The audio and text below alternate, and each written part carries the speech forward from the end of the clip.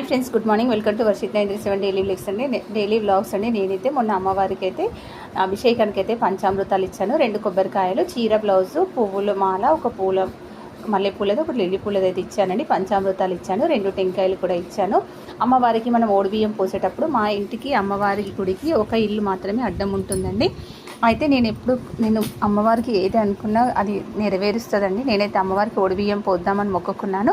మనం ఇచ్చిన చీర అయితే కట్టించారు. నేను చేసిన వస్త్రము, పువ్వులు, అలాగే మాల వేసేసారు. ఆ రోజు పెరుగన్నము, సిరా తీసుకెళ్ళాను. ఇలా అమ్మవారికి అయితే బియ్యం పోసానండి.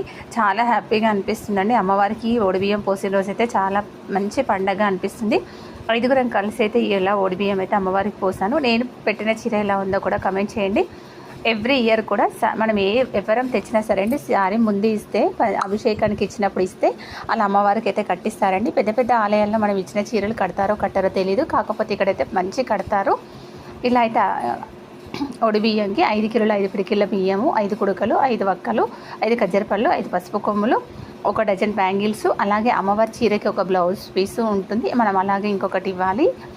ఇంకొకటి ఒడిబియ్యంలో ఒక బ్లౌజ్ పీస్, ఒక టవల్ అయితే కంపల్సరీగా పెట్టాలండి. పసుపు, కుంకుమ, సెంటు అన్నీ తీసుకెళ్ళాను. గాజులతో పాటు అమ్మవారికి బియ్యం సమర్పించుకున్నాను.